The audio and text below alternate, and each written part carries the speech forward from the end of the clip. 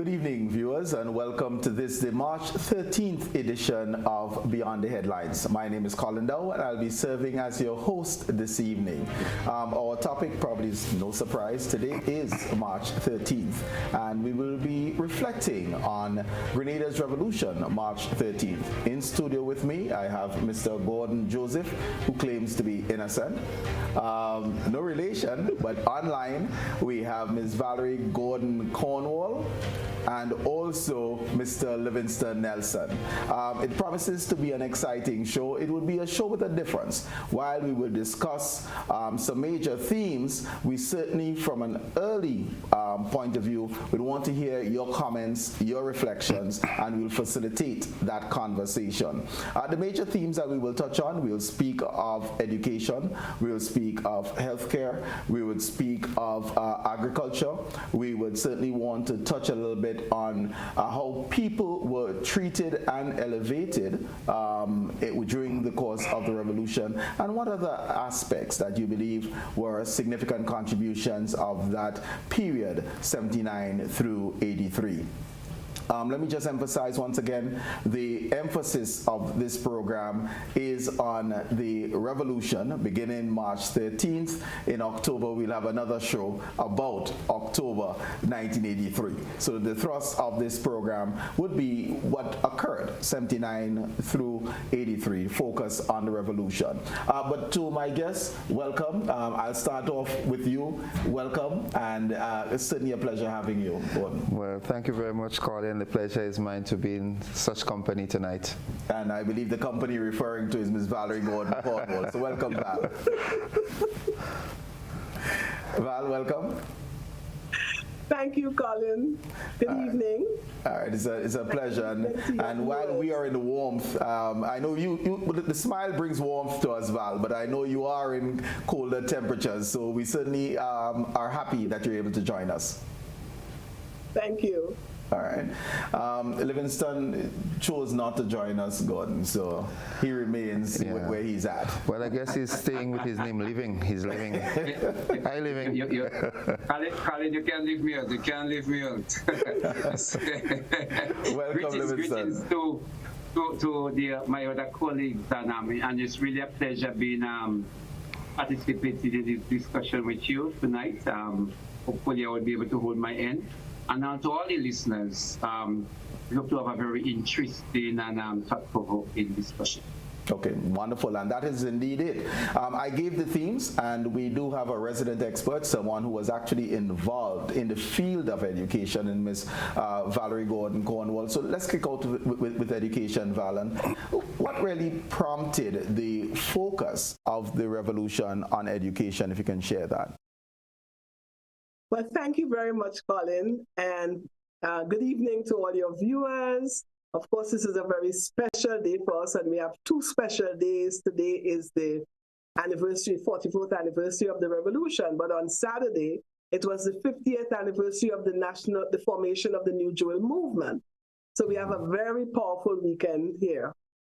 The fundamental goals of the NJM and of the PRG, of course, were twofold: to positively transform the socioeconomic circumstances of all Grenadians, especially those living in poor conditions, who made up the vast majority of people on March 13th.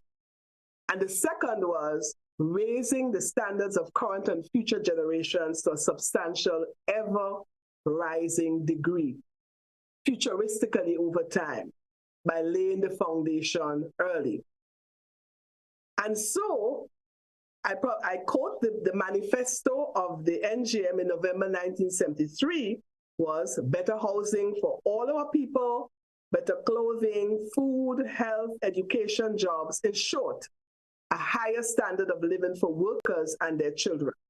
So that was the focus. And then on March 13th, 1979, I quote Prime Minister of the time, Maurice Bishop, "People of Grenada, this revolution is for work, it's for food, decent housing, health, for a bright future for our children and our grandchildren." Prime Minister Maurice Bishop's first address on the 13th of March, 1979. But it was planned to be in 3 phases. The first phase was a basic needs focus, 79 to 81.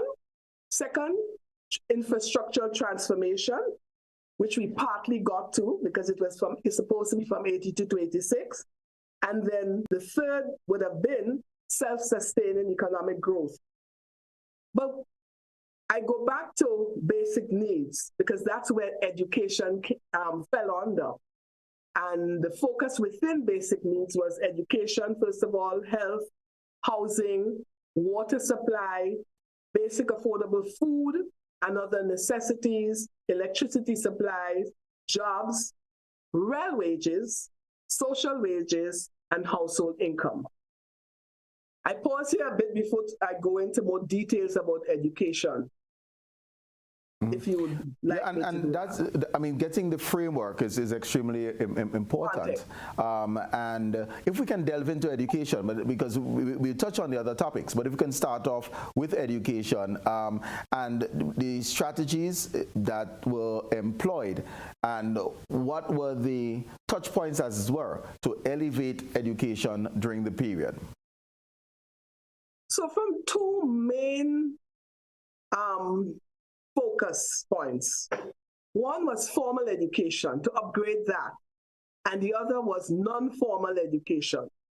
So in terms of formal education, there was a major emphasis on secondary education because primary education was already free. Secondary education was made free as of September 1981. From what used to be $50 a term per child or $150 EC per year, on March 13, it became free as of September 1981. Free school books and uniforms for 30% of school children from the poorest families. So that was to facilitate their ability to take advantage of secondary education. And further, free school meals, because many kids could not afford healthy meals. One of the features, the flagships of this period and the education focus was scholarships for every student who was accepted for university education. And those scholarships were to Cuba, Mexico, the US, Russia, Poland, and Germany. In practice, free university education for the vast majority, because you may not be aware, but at the time of the Red Revolution and the year before, there were 3 scholarships given out by the government. Just at that time. Right. And then expansion of secondary school places. So there were 2 new schools built. I think they were Corinth and Happy Hill. I may be wrong, but I think those are the 2 main ones. In addition to renovation of all 65 primary schools, largely assisted with community labor, voluntary labor. Mm-hmm. The training of all unqualified primary school teachers. I don't know if you remember the NISTEP program that ensured that all primary school teachers were trained. Before that, I myself went to college and there were about 45 to 50 people per year being trained. So we had a low level of professional training by our teachers. So the PRG made sure that was transformed to every teacher. So we had the NISTEP program once a week that was accompanied with a CSDP, where people from the community came into the schools to help look after the children. The kids were allowed to do some work study to facilitate the teachers' training during that period. Okay. Let me just ask you here. You mentioned the community involvement. How important was that in order to facilitate the teachers being trained? Because it's a chicken and egg. You can't abandon the children, but yet still you want to increase the professionalism of the teachers within the schools. So the revolution came up, the PRG came up with a very creative way of addressing that. In order to take all that, to upgrade the training of all the teachers, it combined the teacher training with the community day service program. So we recruited people from the community to come into the schools, and they brought various areas of skills to the kids and managed the schools for the day. It was every Friday while the teachers were in school. and the kids were allowed to go out and do practical work, a kind of work-study arrangement. So that way we were able to kill two birds with one stone. Okay. If you can recall, what was the literacy rate at that time? I can't remember what the exact amount was, but formally it would have been put at a particular figure. But what we realized was that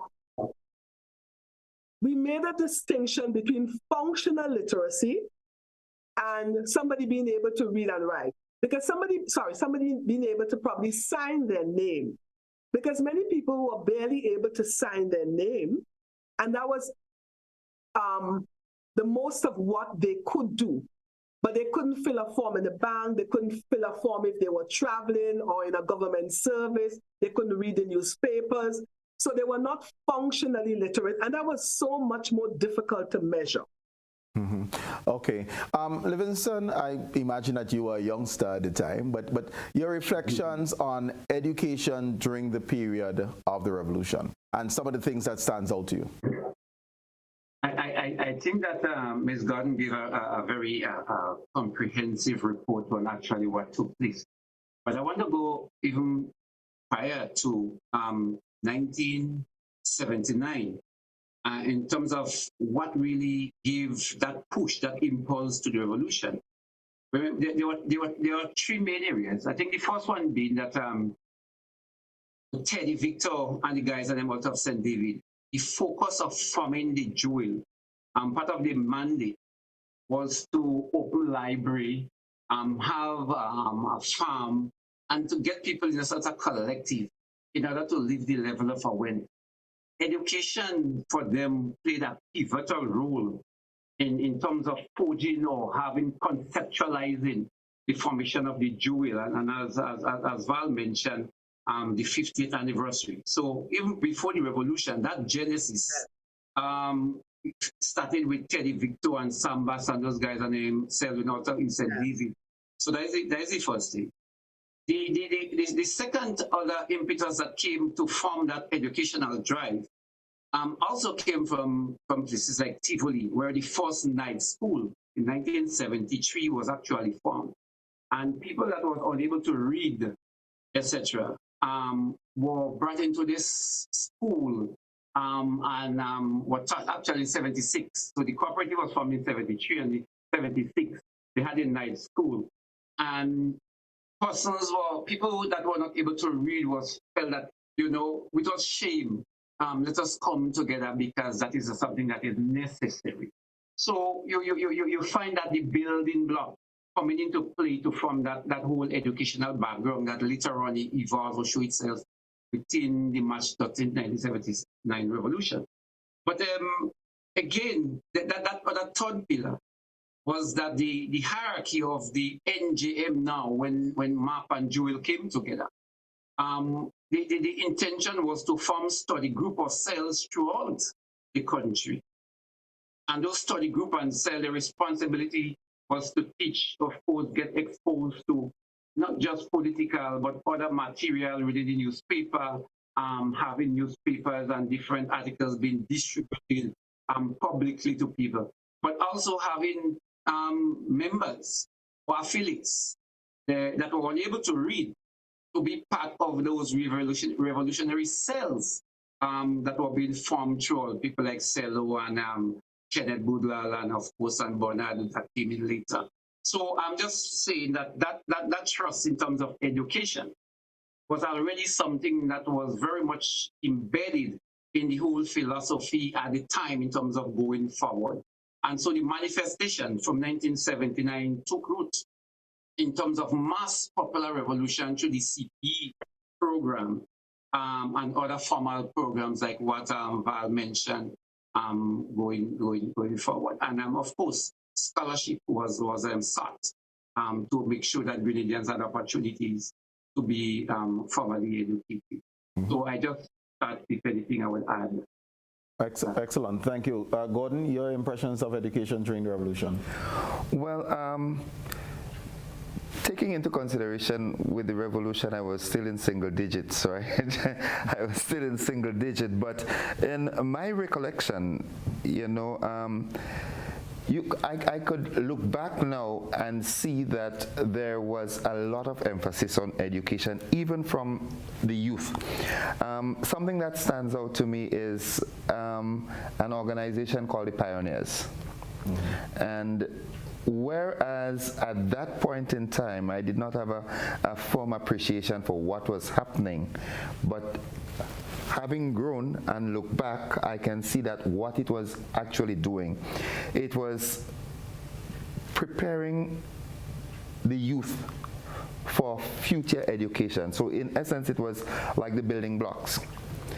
I could remember, I never got the opportunity to be a member of it because, family was strict and I did not have that sort of leeway. But there was this new drive that you could have seen around with the youngsters, even at that age, they would talk a different language. When I say a different language, they, from the gatherings and so forth, the meetings that they would have had, you can see that they're coming back to the class, and what they're talking, because I was not part of the grouping, mm-hmm. I was sort of left out. So I can now look back and say that even from what was referred to as the pioneer, it was really a preparatory mode for future education. Okay, all right. Val, you mentioned free secondary education, which came into effect September 1981. We also saw, though, in the early stages of the revolution, the creation of the Institute for Further Education, taking care of the tertiary level, the A levels, for all citizens. What brought about the move to have an IFE created for Grenadian sixth formers? Before that, it was very difficult for many students who probably had the ability to access tertiary level education. I think especially about people who were from the rural areas, who had to come to, there were very few schools that did A levels. GBSS was one, St. Joseph's Convent in St. George's, not even St. Joseph's Convent in Grenville, and for a while MacDonald College. So setting up and if you notice that those were either girls' schools or boys' schools, setting up IFE made it possible for many more kids to attend with support in a unisex institution. And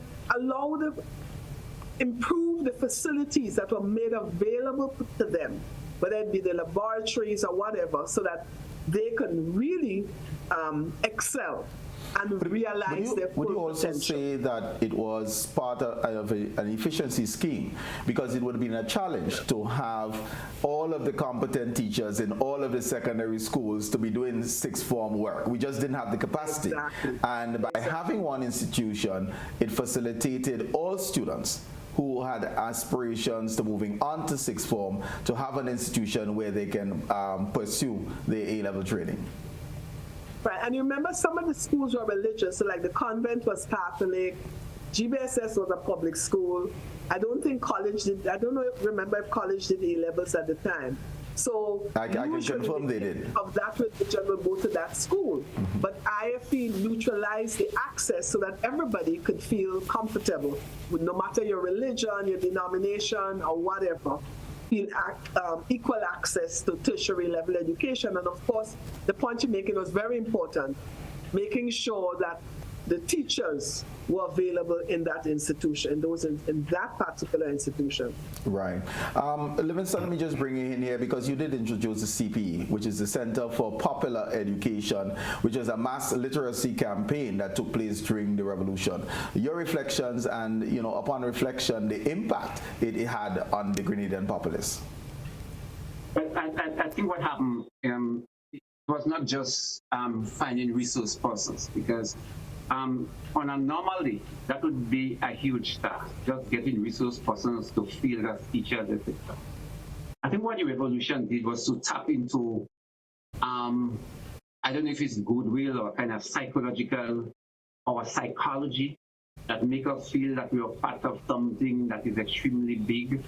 And so the whole idea of the program, the CPE, when it came about, you found that in order for it to be successful, you had to have massive number of persons volunteering. One, it was actually, it was not a crime, but it was embarrassing prior to that for you to accept that you could not read and write. What the revolution did was neutralize that kind of embarrassment, nullify that embarrassment.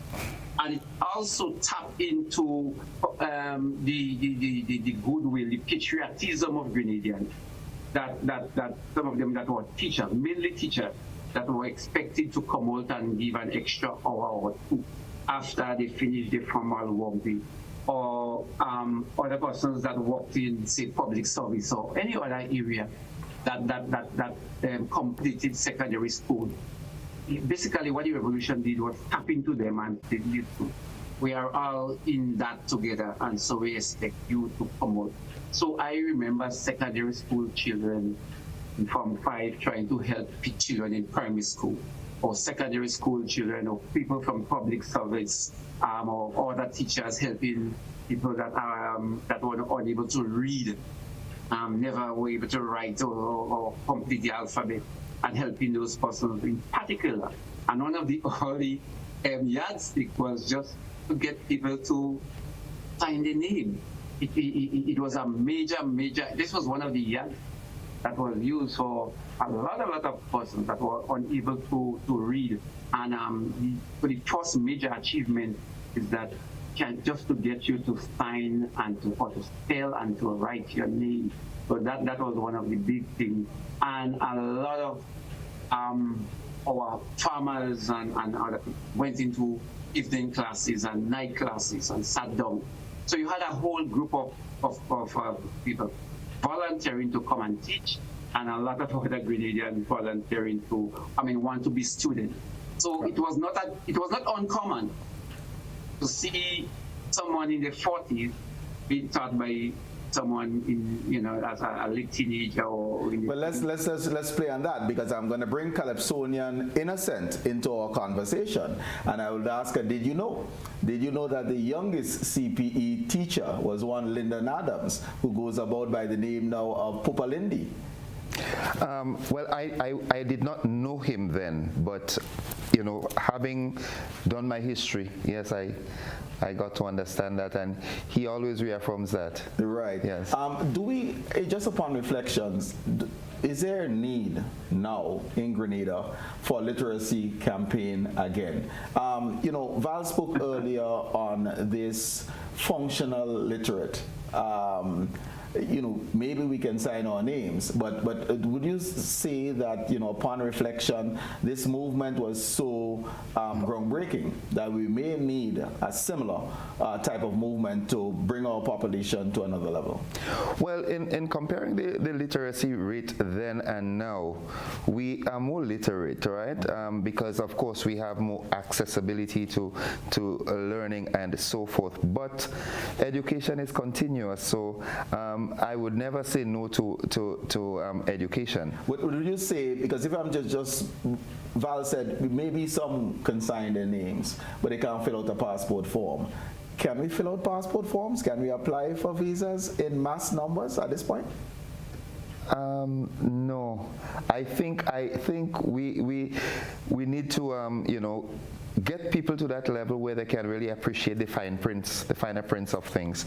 Yes, you can sign your name. Yes, you might be able to fill out a basic form and so forth. But this that level of competence, applying for a visa, filling up a form for a driver's license, and all this sort of things. Yes. We need that. But it's sad though, because the availability and accessibility of learning materials are now at our fingertips, but unfortunately, I don't know if it is lack of motivation or what, but I don't think, especially the younger folks, I don't think they're gravitating towards that enough. And you know, Livingston did speak of the removal of the stigma of seeking help in order to be empowered through education. And during the revolutionary period, there was a mass movement in order to be elevated through that means. And probably we need another. Yeah, there was really a passion. I mean, looking back at it now, you know, I remember being young, but on evenings, afternoons, evenings, you could have seen a drive, people wanting to, you know, they're getting their chores completed so that they can attend a session. Right. You know, there was that passion, that yearning for it. Okay. And I'm sad to say, but I'm not seeing it now. What I can see is the billboard. Education is a must. Yeah. The other thing that I can see is the need to take our first break. So viewers, we'll be right back.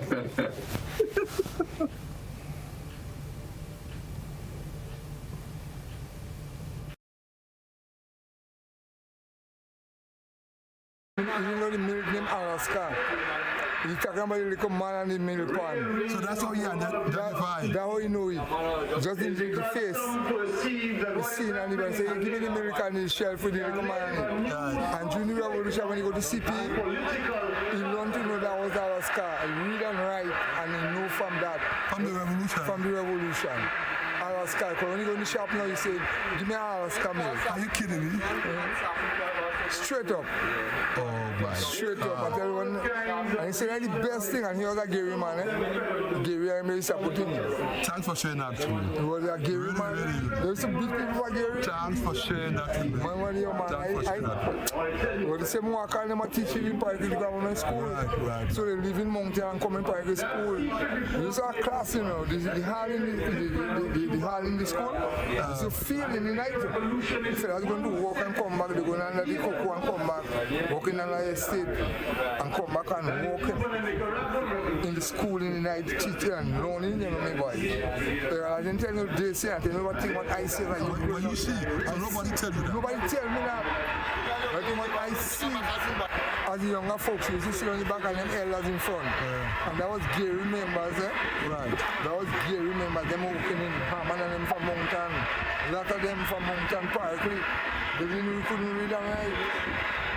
And when they teach them during the revolution. And you witnessed that? I witnessed that. That's why I love the revolution. I know I can't live without it. Thank you for I am a revolutionary child. Thank you for sharing that to me. That make me try and be a militia. Okay. Be a militia from that. Thank you for sharing that to me. Yeah. Thank you very much. I really appreciate that. Man, I watch and tell you they say I think I witness, I see, I grow up with him. My same old grandfather and I. They go to school in the night, you know, from the estate. They go So to they school walk in the day and go to school in the night. to learn to read and write. Learn to read and write. Everybody, that was that. And they wanted to go and do it.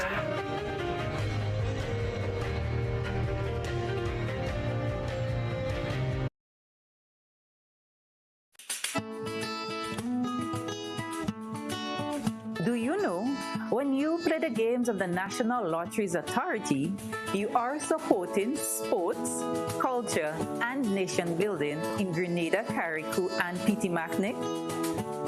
Hi, I am Junior Murray, cricket coach, sports enthusiast, and a former West Indies cricketer.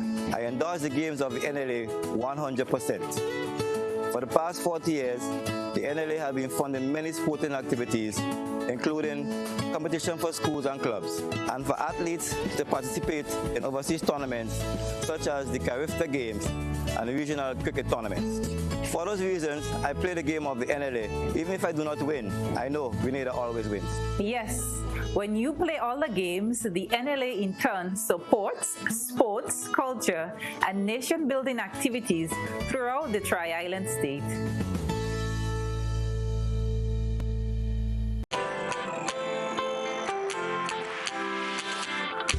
But when you need someone to help you to your feet, I'll be that beacon to your highest peak. Oh, I'll be right next to you, no, I will never leave. Come on, take my hands, we got everything we need. Cause you can Whenever you're in need, just call on me and I'll be on my way. I'll be by your side, never to divide, to life that shines our way. Wherever your road leads, we'll be right there with you. Wherever your road leads, we'll make your dreams come true. Next side, next side, next side, next to yours. Nexa Credit Union, with you wherever your road leads. Have you heard about the new Softweave bathroom tissue with total hygiene? As hygiene and safety have taken center stage, our bathroom tissue is now manufactured with 3 different technologies to offer the best protection for you and your family. UVC light technology for a safe and effective disinfection process, eliminating 99.9% of microorganisms. Also, production at high temperatures, killing all types of germs and bacteria. And it's pH controlled with delicate fibers to prevent irritation for even sensitive skin. Softweave Total Hygiene Bathroom Tissue, available in supermarkets and shops island-wide. Visit Softweave Caribbean Facebook or Instagram pages for more information.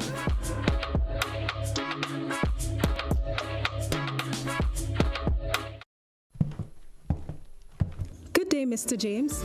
I'm just here looking at Grenlec's new mobile app. Sounds great. Can I use it to check my bill balance? Absolutely. Let me show you. Enter your account number and Grenlec access number, and that's it. You can now check your balance, track your usage, receive outage alerts, and get updates from Grenlec in real time. You can even use the app to report a power outage or a fault with a pole or street light. Add as many accounts as you want. Track your business account, apartment rentals, and Granny's account, all in one convenient place. Thanks, Susan. I'll be telling everyone I know about Grenlec's new app. The Grenlec mobile app. Download for 24/7 access. Do you have muscular pain that no one can find a solution for? Are you tired of taking meds for joints and other pains? Hills and Valley Medicare Center on Grenville Street, St. George is here to help you heal. We will help you map a path to your full recovery. Visit us Monday to Saturday for a consultation with our on-site doctor, physiotherapist, and massage team. You will be glad you did. Our Medicare Center, a proud member of the Hills and Valley group of companies. On the hilltop or in the valley, we are with you wherever life takes you. Hills and Valley Pharmacy. Your health is our business.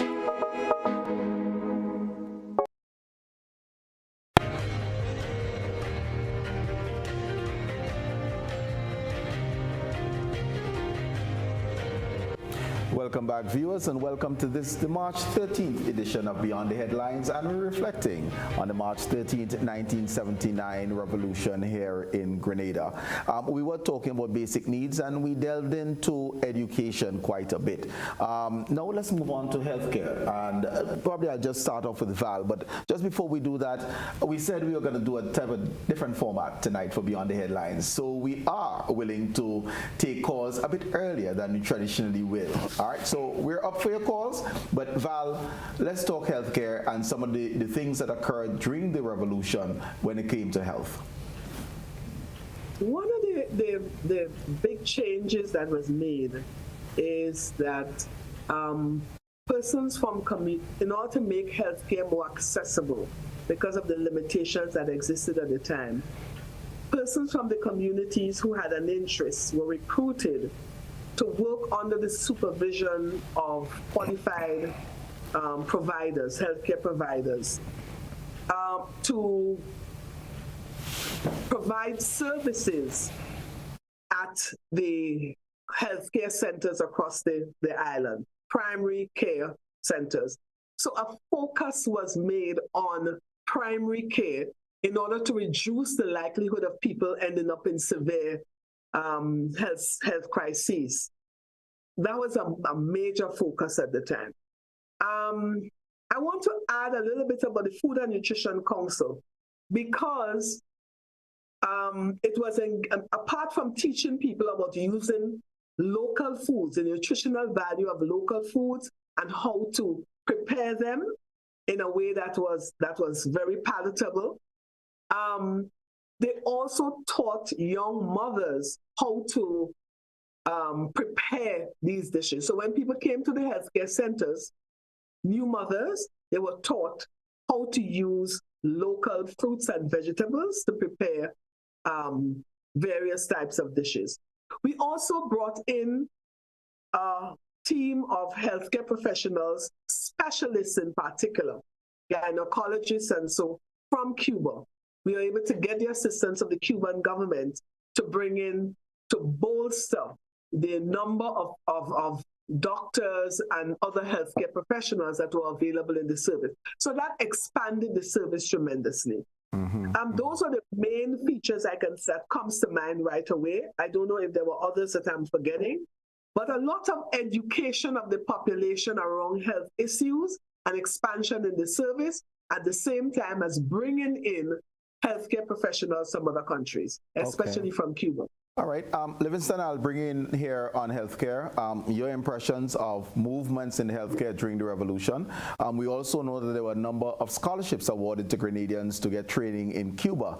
And as you respond to that, I'll also drop a challenge. Do you believe that those physicians are doing enough to repay the investment made in them through those scholarships awarded? You asking me that question? I don't think you're putting me on the spot to ask me that question. But let me start. I think I want to echo some of the sentiment that Val mentioned. Basically, the primary health care, the focus is like we can do a lot on our own for ourselves if we can teach people how to take care of themselves, what to eat, how to eat. There are a lot of good food right around you, and if we focus on that, and I think the whole slogan, not just in terms of trying to fight the imposition bill, but grow what you eat and eat what you grow. So the emphasis was on two things: one, grow, and also eat local. So that again to me was the first sign of healthcare. But also the decentralization of health facilities. And so going out into the various communities and make sure that they are outside health facilities outside of the general hospital, but just in Maribor, was also one of the focus of the revolution.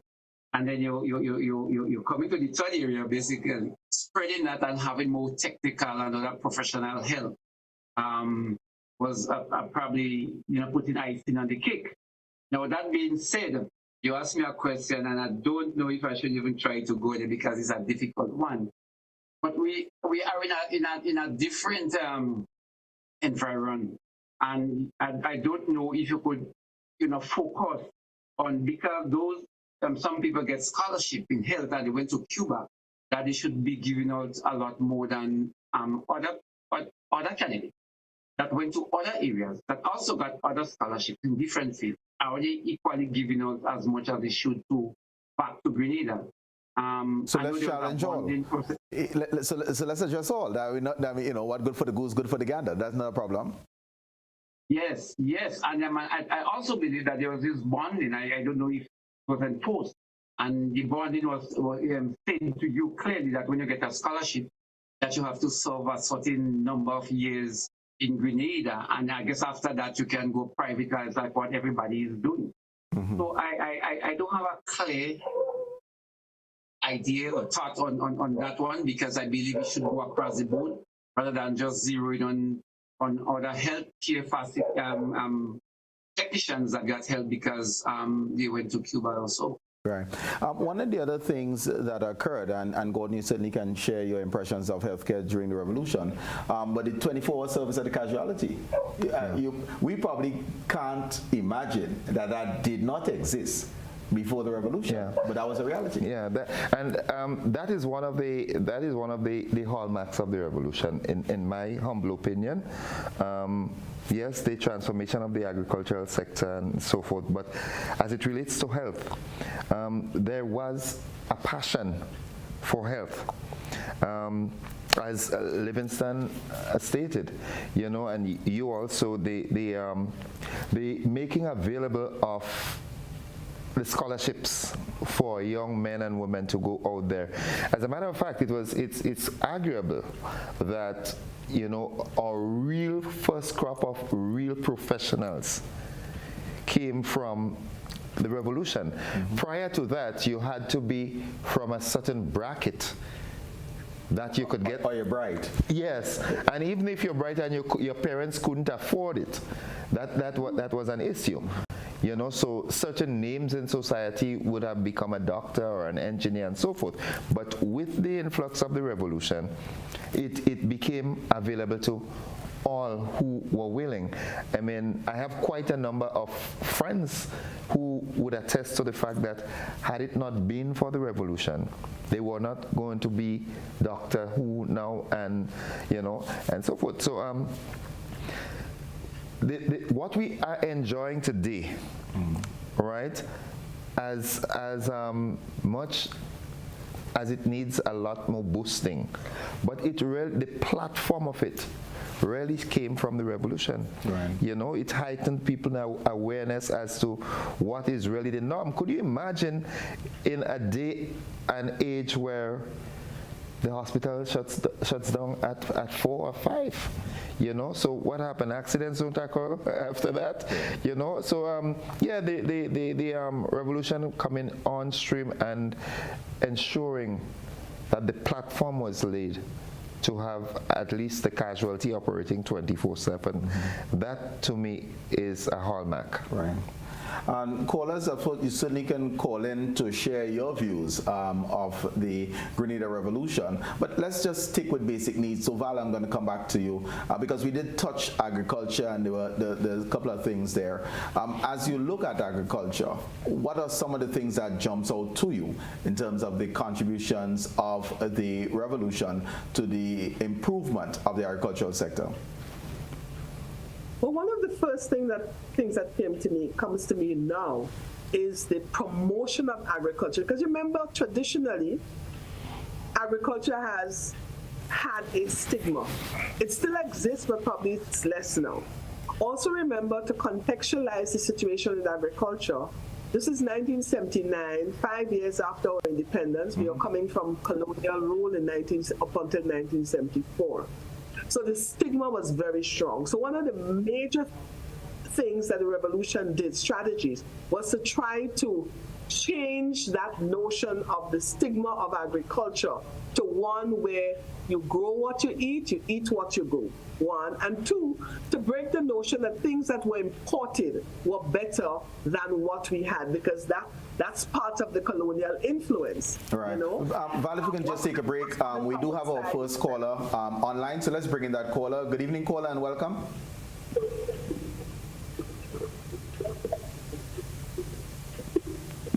Good evening, caller. You're sounding as though you're underwater.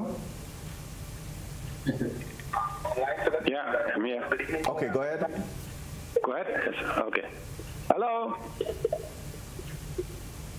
Hello, good night. Yes, caller, listen through the telephone and go ahead, please. Not to your radio or your television set. Okay, okay. Hello, yes. Greetings, yes. The telephone and go ahead, please. Not to your radio or television set. Yeah. Greetings, Mr. Dowe, and my dear sister Val. This is Aidan Slinger calling in. Hi. And it is amazing and very, very informative. There's so many things that we can discuss and talk about that era, especially in my specific area, along with Sister Val, was working and developing the literacy campaign under the Center for Popular Education. I just want to contribute a little bit on talking about how the impact that not only local felt, but how the regional and international platform had reacted to what we were doing, and also how we assisted the regional and international platform from what we were experiencing and doing. One important thing I want to mention, and it's a very hurtful thing, is that we, Sister Val, and all of us that worked on to develop this Center for Popular Education, under the very inspiring guidance and advice of now Dr. Dedicus Jules and a number of other people who just left wherever they were. He was studying in Jamaica at the time and just left his course, which had a big debate with his father, and just came here to participate and to help. And he jumped straight into developing education and practical education and what is relevant education and so on, and talked to us a lot.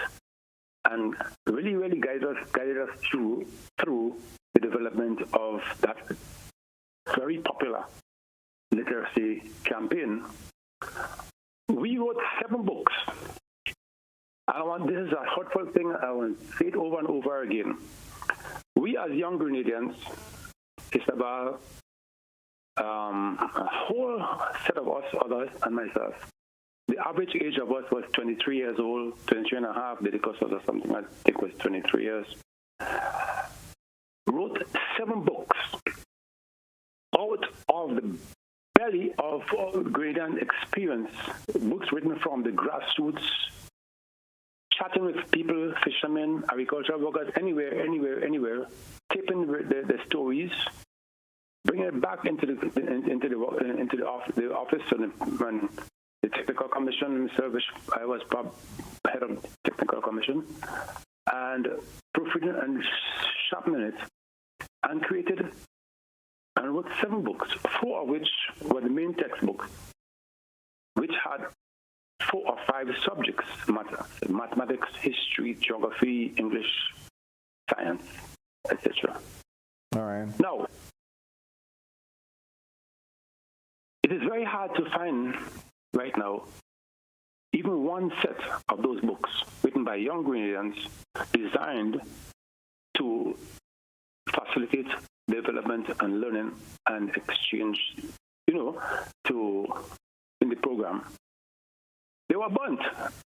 The remains that was there were burnt, thrown out in the rain, etc., from whoever came after us. That's hurtful. Mm-hmm. But we import textbooks from other places. Thank you very much, Aidan. And we have to give other callers an opportunity, but we certainly appreciate 2 things. One, the contributions made, physical Grenadian content for the education and elevation of Grenadians. That I certainly note. And my good friend and comrade Dedicus Jules basically abandoning ship, as it were, to come to Grenada to assist through education at the time. I'm happy to report, though, that history is coming back onto the curriculum, and a book written by a Grenadian should be introduced in the next academic year, and my understanding is going to be mandatory for Form 1s and Form 2s, and that is something that we can salute. Content written by us, for us.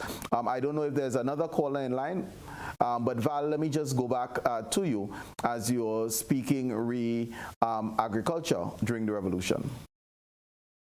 So yes, I wanted to I was mentioning the fact that the PRG helped remove the stigma around agriculture, promoted the notion of eat what you grow and grow what you eat, so to expand that area of activity. But we also had 2 other key things in relation to supporting and building agriculture. One was the Progressive Farmers Union. Before that, farmers operated largely on their own. Bringing farmers together in the PFU was intended to support farmers, to build them up, to teach them more elements of agronomy and pest management, etc., and to give them an opportunity to feel part of an organization that supported them, especially because, as you know, farmers work largely on their own in a very lonely situation, way out in the bush, wherever they work in their lands. So that was a key element. The other one was to do with equal pay for equal work, especially for estate workers, so that women and men were provided with same pay for same tasks on the estates. That was a major area to improve the availability of labor for the estates in terms of agriculture. So those are the 4 main areas I could think about. Maybe the 5th one is the issue of agro-processing, so that people's products, agricultural products, could then be made into secondary products in a agro-processing plant that we had developed during the revolution. So it was not just about selling our primary products of banana, cocoa, and nutmeg, but to do agro-processing as well. That, of course, was key. And we do have another caller online. So good evening, caller, and welcome. Good evening. Good evening. I have a question for Ms. Val. As someone who had a very key role to play in the revolution and who assisted significantly in its successes, how does she view the nation's current development path? We've seen so many large projects in recent days, and in the past, the revolution could only boast of the airport. Could you share her views on the development path and where she sees this country going as far as developing this nation? Okay, no problem. Thank you for the question. Very interesting question. I think there's a way in which we are at a crossroads in our development path, if I be honest with you. We were, for the last 25, 30 years maybe, largely speaking, we are on a particular development path. I remember reading an article by the former Minister of Education, Honorable Madame Emmeline Peer, expressing concern about the performance of our children in the CPEA and CXE exams, and that math and English, there were unsatisfactory results in math and English. That is not to say that a large number of our kids are not doing very well. But there has been a pervading concern that some of our kids are leaving school unable to read and write. And so when we look at the issue of literacy, how is that contributing to the increase in the literacy or functional literacy, lack of functional literacy in the country? That, for me, is a major indicator of our path in terms of development. I wanted to make another point. A key strategy of the revolution was to help people find their own agency. And Gordon referred to it very lightly just now, but I think it's a more significant point. And when I talk about agency, I think that it's people's ability to find power within themselves, to find their own power, to use their thoughts, their ideas, their actions to express their power. When he spoke about the young people who went to the pioneers, or when we speak about the youths who took part in the National Youth Organization, or the Women's Organization, or the volunteers who contributed day after day to teaching somebody else to read and write voluntarily. All of these are manifestations of a pivotal contribution that the revolution made to our people, and that is to help them find their own agency. We can't give people agency, we can help them to find it within themselves, so wake it up within themselves. And the revolution was able to wake that up in the population in a way, when you ask me about the development path now, that we haven't seen since. In all honesty, do we see, or maybe I should ask, do we still see that level of being awake, of wanting to contribute to my community, of volunteering? Do we see that in our country right now to the same extent? I don't think so. Okay. So, because we don't have a lot of natural resources, but what we have is our people. And I've heard some of the nonprofit organizations, the NGOs, complain about the fact that they're having such difficulty getting people to contribute at the community level. So that, for me, is representative of where we are in terms of our development path. I hope that now, with the transformational agenda that is being promoted, we are going to see some more of that. I've heard during the last months people calling for elements of the revolution, and I look forward to seeing that in this new way forward. But those would be some of my observations regarding that question, which is a key question that you just asked. Gordon, I'll come back to you. Well, My loaded friend said it just right. There is something that is happening now, and it prompts me to ask a question as to where it went wrong and why now. Because as youthful as I was in the revolution period, but I grew up through it, and somewhere along the line, we seem to have lost it. But I must confess, there are times when I say it and sometimes I get a bashing, but it's evident. There is a new resurgence of that sort of nationalistic drive that I'm feeling now. I don't know if it's wholly partisan, but there's something that I've seen, and I mentioned it, on my platform before. And it's evident, I am seeing that sort of community spirit. I am seeing that sort of passion of coming together, volunteerism, in the true sense of the word. Because there was a period when you talk volunteerism and people still look for a handshake. Right. That's not volunteerism. But I'm seeing volunteerism now in its truest form. People, just from the just concluded independence celebrations, I've seen the folks from Beaton and surrounding areas coming together, soliciting among themselves funds to prepare meals while they clean up their communities. And that is something that I did not see for a while. Right. So there seems to be a re-emergence of that national development passion. Right. There are some slogans that are coming back. Not just the transformation agenda, but the emphasis that is being spoken of, and I'm saying spoken of in inverted commas, as it relates to agriculture. I have folks now who are telling me that they are going and get ready to go to the lands. I have a friend, Bosco. He says he's planting acres of spice and clove, cinnamon and clove and so forth. And my question is, where were these lands before?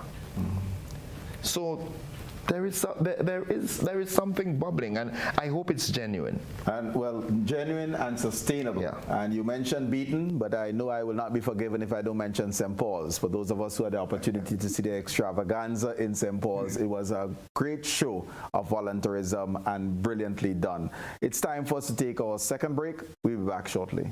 Nobody force them to go and do that. They go on by them taking initiative to go and do that. Man, why you telling me, man? I don't know that. Right now, the old man is 89. I live with him still. What? During the revolution, they didn't want me to go by the revolution. When I sit down and I put them, sit down, and say, well, sit down with me. And I'm going to tell you about the revolution.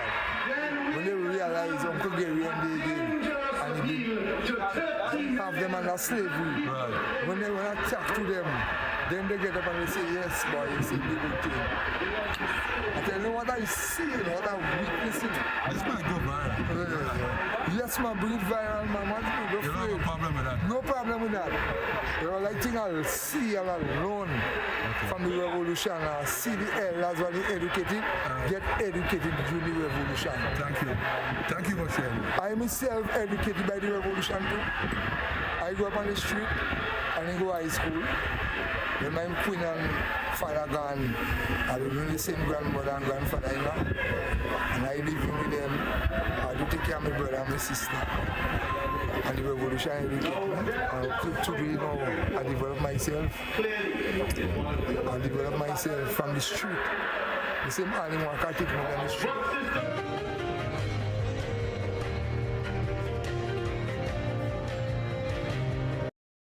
Styles annual Easter clearance sale is here, and boy, do we have some exciting deals for you. Massive savings on tiles to be had with discounts from 10 to 35% off on all tiles store-wide. Buy all we have in a low stock model and watch your discounts skyrocket with a huge 15% off. Plus get chip edge tiles for as low as $1. Yes, we're clearing out our old stock to bring in the new. And that's not all. The Easter Bunny has added extra savings on tubs, bathroom vanities, textile tools, and so much more. It won't get any better than this. Jump on these excellent deals and visit our Island Style showroom on Monroe Road in Grandans or call 439-TILE. That's 439-8453. Sale ends Holy Saturday. When you think tile, think Island Style.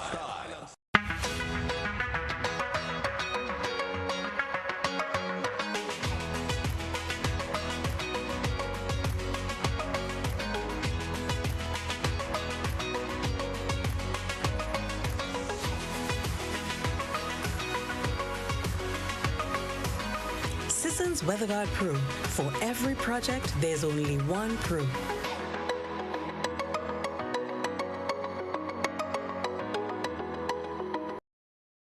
Do you know that you can lower your electricity bill by using energy-saving bulbs?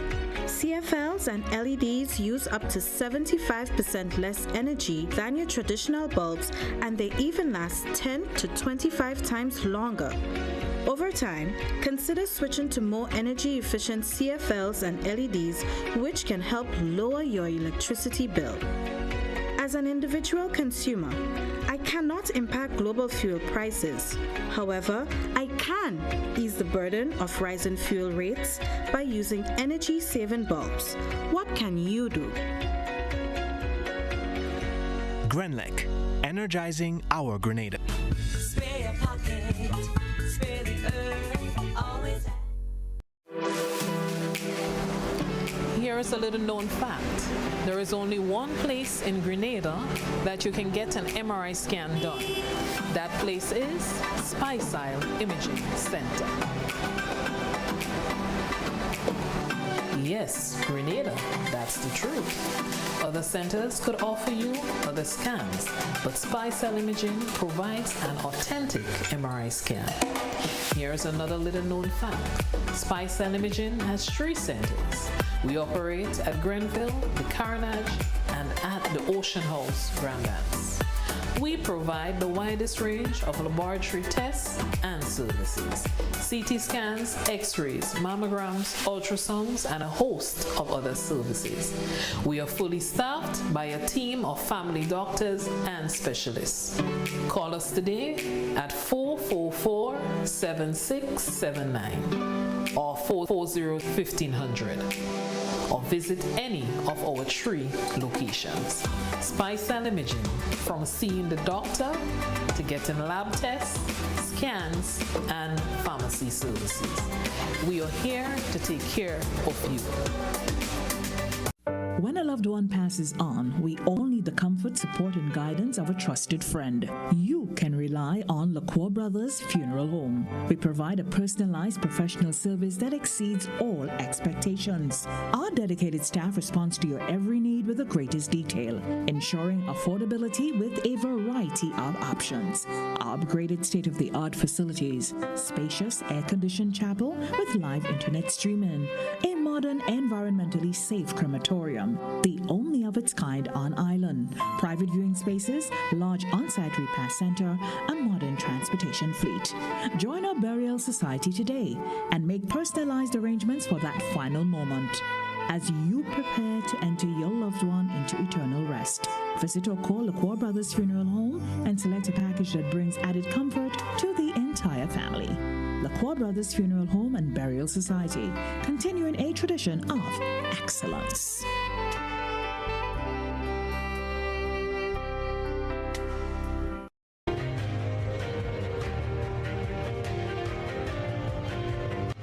Welcome back, viewers. For those of you on radio, 440-1252. That's our number. You certainly can weigh in.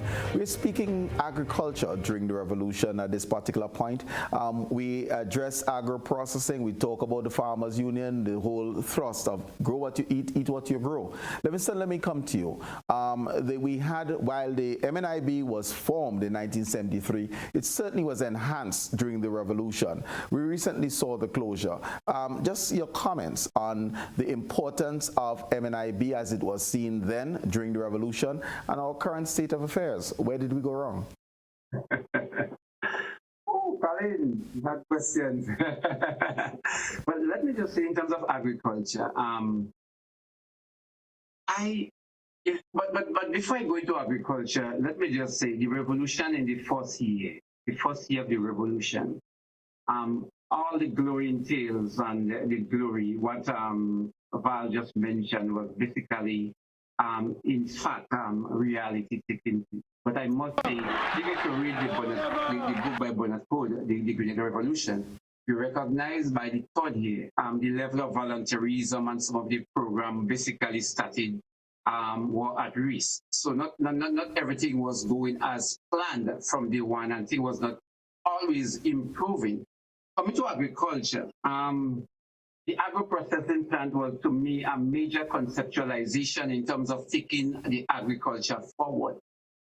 I think what was lacking though was the fact that that downward trend in having some level of consolidation in order for the sustenance, and that would lead me into MNIB, the sustenance of the agro-processing industry. When I say that, what I mean, if I don't think we ever reach a point where, and I am saying we only had 4.5 years, yeah? We never reach a point where we say, okay, well, we are going to commit a 30-acre or 40-acre of land under, say, guavas or special mangoes or anything like that, with the whole aim of making sure that we give support for agro-processing plant in the future. Okay, let me just take a break, Livingston, if we may. I believe we have a call online, and so just remember the thought. And caller, good evening and welcome. Good evening. Colin, I just want to congratulate you all on this program this evening. I find it very interesting to go back to look at the things that happened in those days. During the time of the revolution, I was living in England, but I took a deep interest in what was going on here in Grenada. And I find that so many things happened, but it brought us Grenadians together.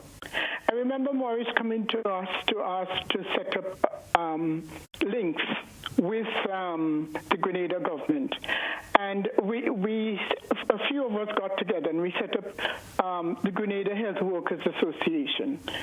And that was a remarkable thing because we were able to communicate about what was going on in Grenada. We kept in touch. We raised funds. We collected lots of things from the hospitals in which we were working, and we were able to send to Grenada. I remember there was a hospital that was closing down, and we got lots of beds and shipped it on the banana boat when it was coming down. Sent it to the High Commission, and they sent it through the banana boat that was coming down. So what I'm saying is that the revolution didn't just hit Grenada; it hit Grenadians everywhere. My Grenadian colleagues in America were doing the same thing, and the revolution was the best thing that ever happened to Grenada. And I just want to congratulate every Grenadian for what they've done to make Grenada what it is. I'm retired now, but as I watch television, I could see the difference of, for instance, education. A lot of children left school at age 13. You took your child out of school. If you feel like it, if she was rude to somebody, if she behaved badly. But now, education is a proper organized thing here in Grenada. And I just want to add to this setting tonight to congratulate all of us for all that we've done to make Grenada what it is today. Thank you very much for this program. Appreciate that, and that level of volunteerism. Thank you for it. And those of us who are younger now should be taking on the mantle. Livingston, we'll come back to you, and just you're sharing your thoughts as you moved into the MNIB. Yeah, as I'm going to the MNIB, the MNIB is a very people stabilizing force for a lot of the farmers. I don't know if I share the same sentiment as the government, that it should have been closed.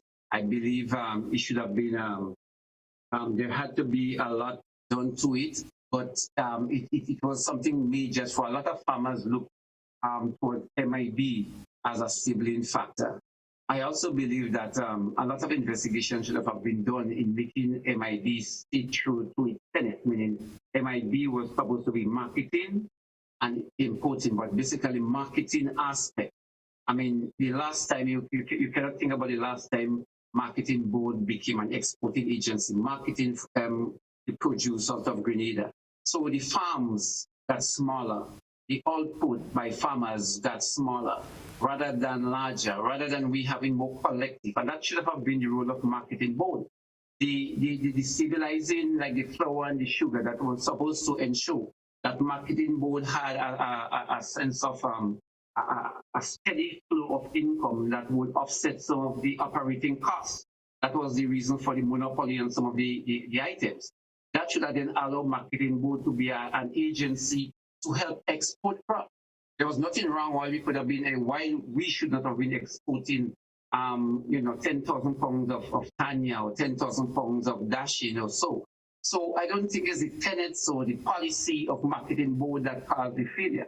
Is lack of accountability and by the various managers that run through Marketing Board and maybe see it as a treasure chest rather than something to work on behalf of the farmers. I'm seeing a head shaking here, Livingston, so in studio, and I see Innocent is begging to get in on this one. No, I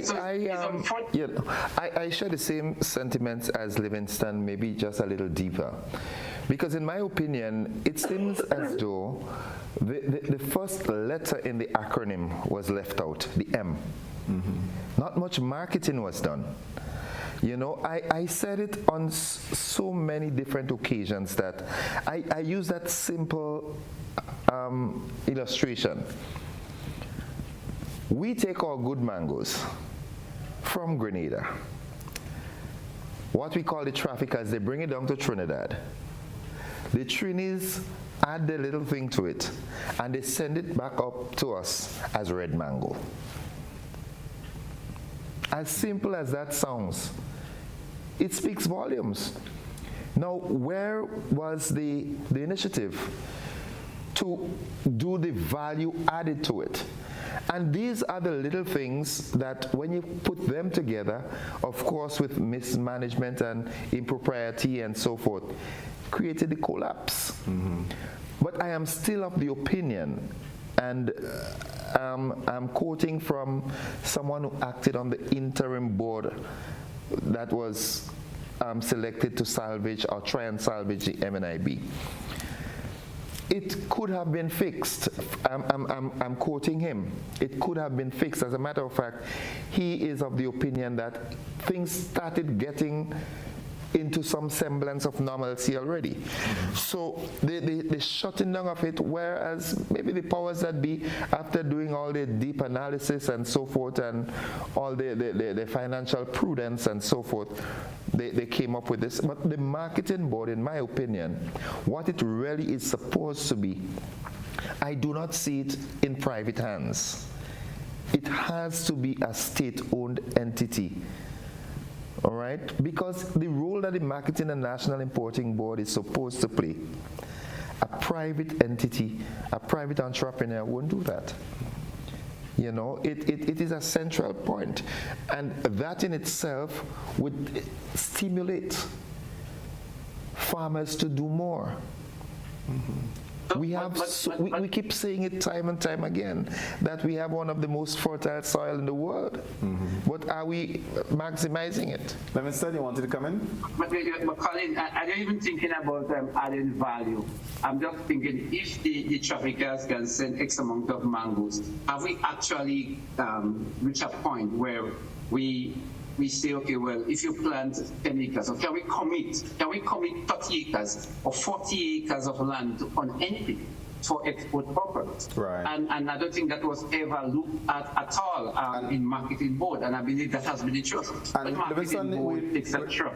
All right, I'm with you there, because what Livingston is speaking of, and tell me if I'm right, is being intentional in our commitment to agriculture. So if we say mangoes, if we say Tanya, if we say soursop, then we must talk acreage, and we must talk markets and or secondary processing. Aiden Slinger, in his call in earlier, said it irked him. 7 books published, and post-revolution, burned. It's gone. Agro-processing with mango nectar and so, we sold the factory.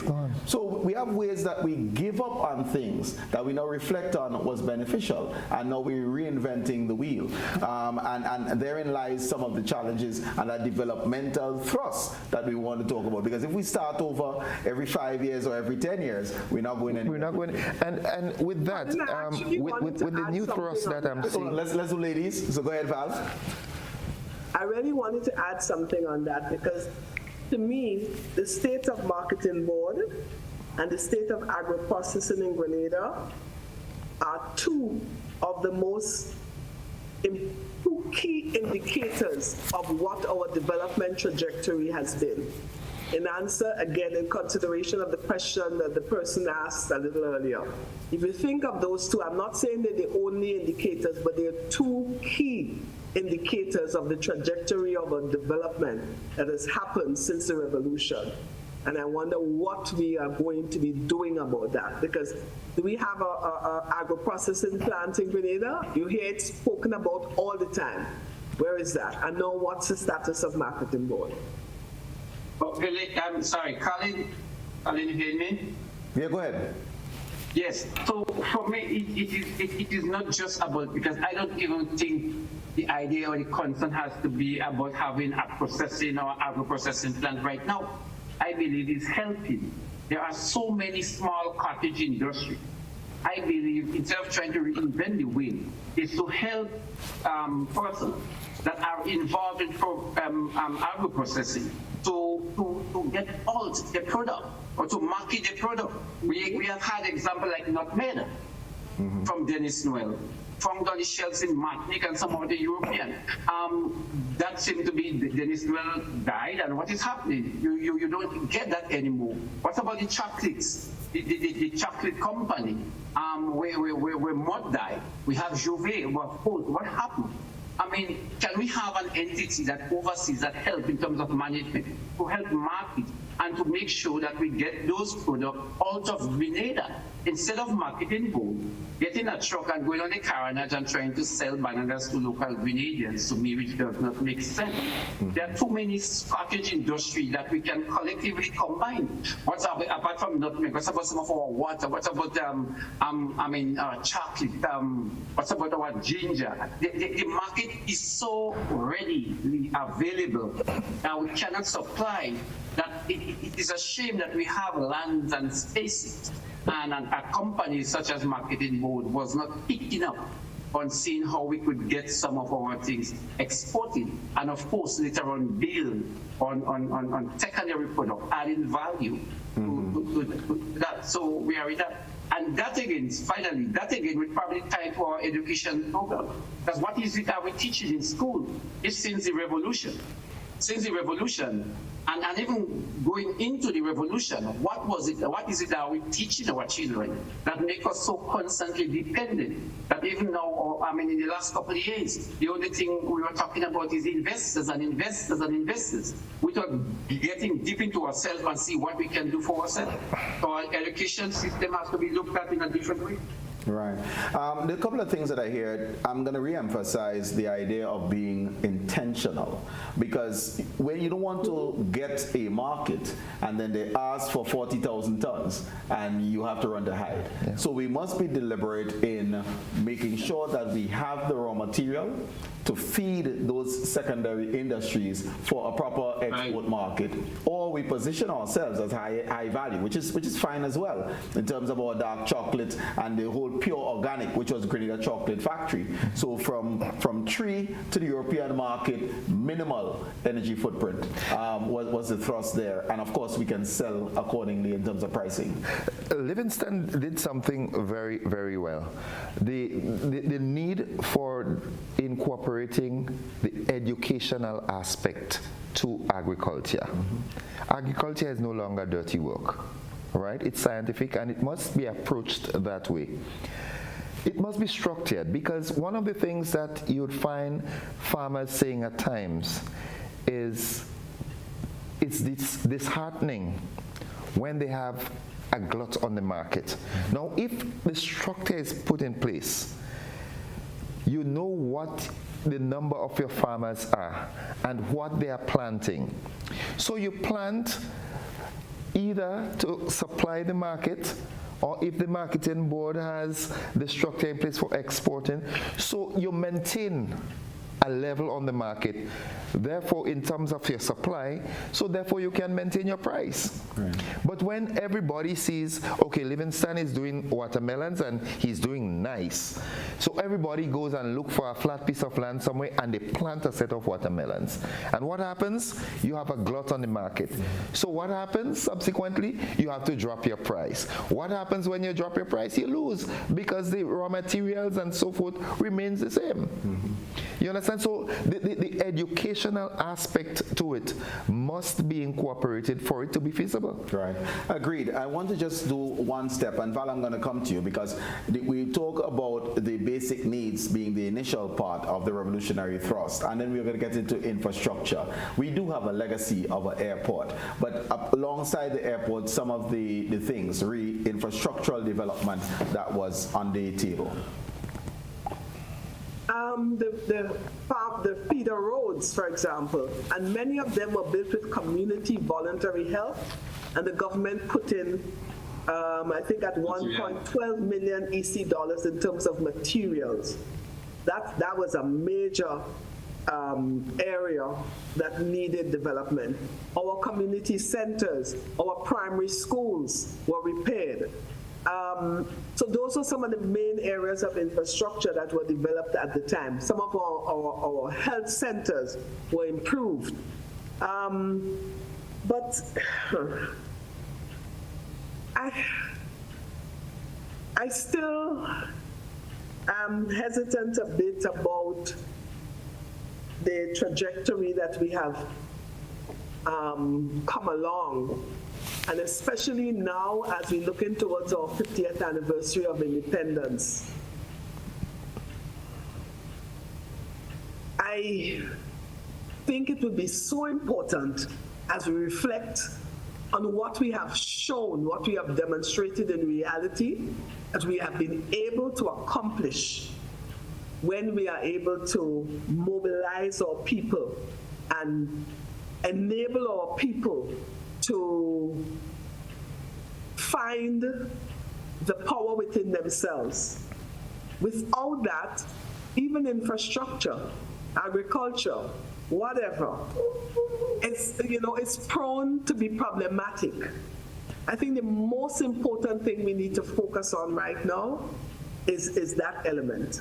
Yes, we have done the airport and so, but I think that is a key factor that hopefully in this era, there is going to be some more focus on our people. I'm hearing, so people focus, yes. Patriotism, building of Grenadianism, if we want to go ideology, that development of a Grenadianism and a thrust towards Grenada's development being very important. Livingston?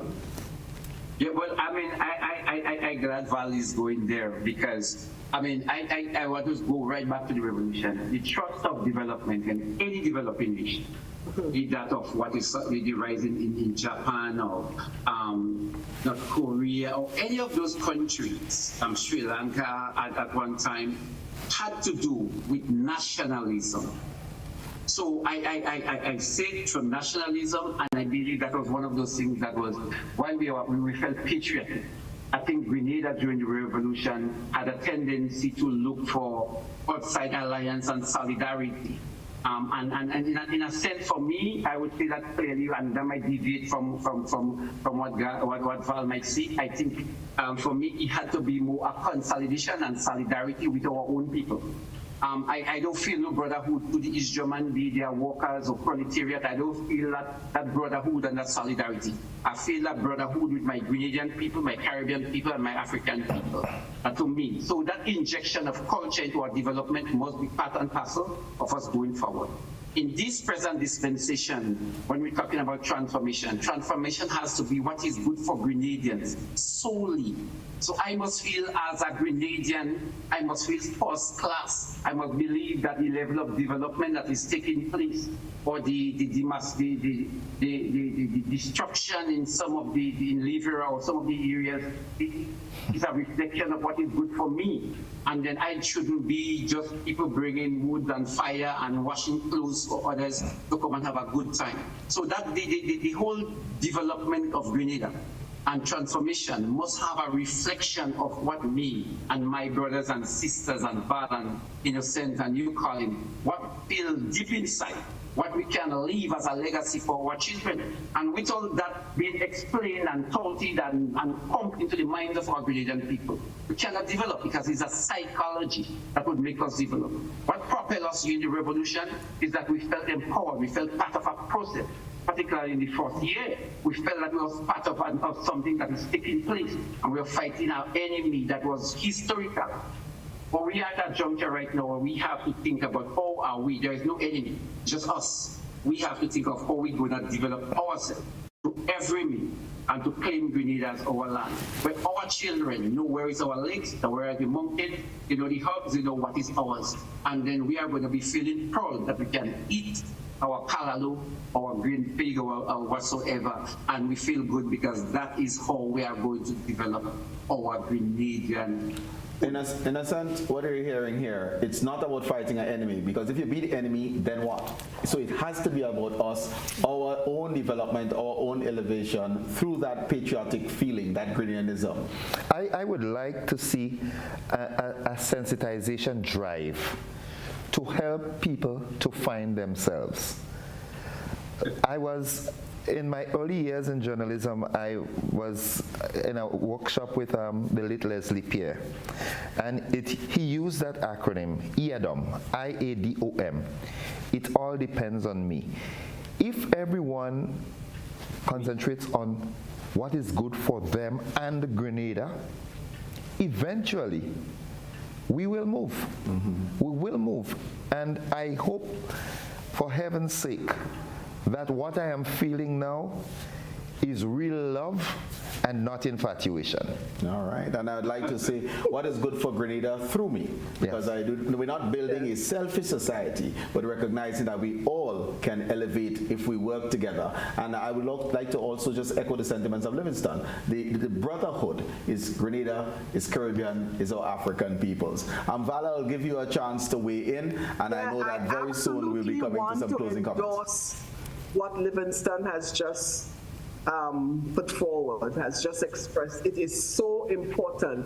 And you know, the other side to that, Colin, is we have demonstrated in real life that it worked when we were able to do it and do it well. Mm-hmm. And so there's no reason why we shouldn't be trying to do it again as we go forward. Who are we? Define who are we as Grenadians? What is our distinctive competence? You know, who do we want to be in where is our place in this world that we have right now? I think we owe it to ourselves and to future generations to do that and to try to do it well. And I think we could be powered and driven forward to do that by the fact that we've had the experience before, so we know we can do it. Right. So a people-centered movement that we have.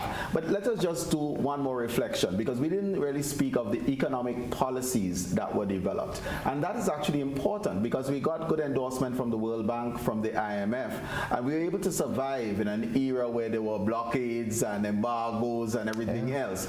How did we do that, Val? Or maybe Livingston? I give you either, you can weigh in. Again, it points back to the caliber of leaders we had, the competence and capability of the leaders that we had at the time. You hear the story of how Bernadette Cord was able to negotiate to buy one of the banks for $1, right?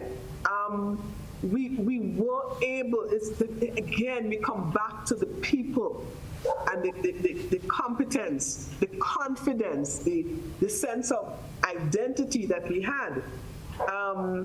I think, I don't know how we're going to get away from that. And in a way, we have kind of deviated from that to our peril. We've deviated from that to our peril. And we need to really get back into that space, into that place to help to drive us forward. Livingston? Go ahead. Go ahead. No, Colin, in terms of the airport was considered to be critical for us in terms of economic development. I know we didn't spend much time on that, but the airport was considered a critical step forward in terms of our independence, instead of having to travel through all these other countries, and our economic development. Mm-hmm. But the airport was supposed to be a lift-off point, so we were able to ship extra stuff. Well, that was the thinking then. So in terms of a boost, in terms of tourism and our exportation of agricultural products. You did ask Colin. Are you there? Yes, go ahead. Yes, you. I just lost track of what the question really is that, in these challenging times, we are in the middle of a Cold War. Right. Yes, so I was using an example. Now, a thief, somebody that is a thief would walk down the road. Now, Colin, I don't expect you to be able to do that. You walk from your side, you do an early morning walk, half an hour. And I think when you come back and ask you, Colin, how many windows you saw open? I don't expect you to be able to answer that. Who locked the door at 6 o'clock or 7 o'clock? I don't expect you to answer that, because I don't believe that is your trade. No, a thief would know who sleep with the window open, who lock up at 6, who lock up at 8. The reason why I'm saying that is the focus. So if you have a love for something, you develop solutions and patterns. And I believe the administration during the revolution, if you're looking out for your people, if you want to develop, then you would think about strategies, economic development that would help develop the country. Now, if you are a father, just is similar, and you want to develop your family, you look for ways how you can build on the land. If you have land, if you go plant tomatoes, you go plant cabbages, etc. So the leaders of the revolution, particularly the first year of the revolution, was focused on how we could get Grenada to go one step forward. And so these choices they made in trying to get us to put our shoulder to the wheel definitely created some miracle. I also believe that we had capable persons that understood economics at a level that where they can use it for the benefit of developing Grenada. And so for the first 4 or 3 years, Grenada was their growth was on a positive, while in the neighboring islands, Dominica and the other places, it was basically stagnant or being negative growth. So again, credit to the talent that we had in the revolution, in particular in the early days of the revolution. Okay, thank you very much. It's approaching time to close, so I'll give each an opportunity to have some closing comments. Gordon, I will start with you. Livingston, I'll come back to you, and the lady will have the last word, as is always the case. The question that is coming to mind now: does our current crop of leaders have that same tenacity and propensity to carry Grenada forward as the leaders of the revolution? Why am I asking this question? There are some similarities, right, in ideas, ideologies, and so forth. Now, are they able to hold on to this and move with it as the leaders of the revolution did? That's the question, because, like I said, during the campaign, we heard that, our present Prime Minister, he was looked at as Morris. He has that sort of charisma, maybe not as much as Morris, but in this dispensation, he is seen in some quarters as another Morris. Some of the plans and the aspirations that are being put forward are similar. The question is, as Livingston said, do they, and my dear friend, do they have what it takes to carry it through to fruition? And if that can be met, then, we can safely say, okay, Grenada is back on the blocks. Alrighty. Livingston, your closing comments? Let me just say, Colin, thanks. It was a pleasure being here. So I just want to say I enjoyed the discourse. Going forward, you cannot go forward, as I said, without having an ideology that propels you. You have to have a governing ideology. as a nation, you must have your culture intact and embrace your culture. You have to embrace your identity. Only then, when those two things come together, can we go forward. There's an old saying that, everybody, every hand on board. Well, we know that is not true in reality. But what it actually says, we need as many of our people as possible to be on board. And the divisive politics cannot win the day. So we need everybody on board. And how they will come on board? When they feel that they are part of a building process, when they feel that they are called upon, that they are respected, they lose opinion, they are respected. And so I am saying we need to cross that hurdle together as a people and to demystify the whole concept of party politics. And instead, let us have a policy, an ideology that embrace Grenada, and we are moving Grenada forward with everybody on board. Thank you very much. Val? You're muted. Val, you're mute. Thank you very much, Colin, and to your team for inviting me to reflect on the revolution. I just want to end with an urge, an exhortation to our leaders in all the various sectors of our society, not just in government, but to all of our leaders, because we have leaders in different segments, to enable our people to wake up to the power that they have within themselves. And if and when that is done, we'd be amazed at the extent to which we can solve the various problems that we have.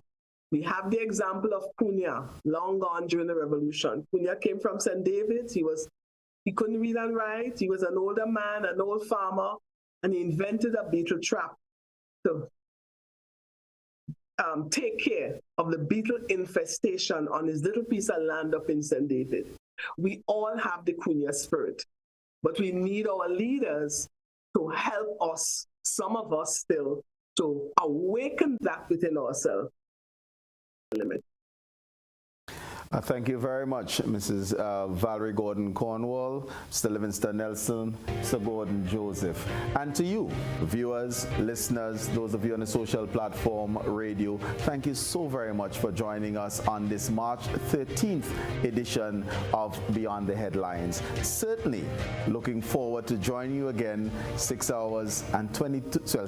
days and 22 hours from now on another episode of Beyond the Headlines. My name is Colin Dowe. Thank you again for joining us. Have yourself a wonderful week.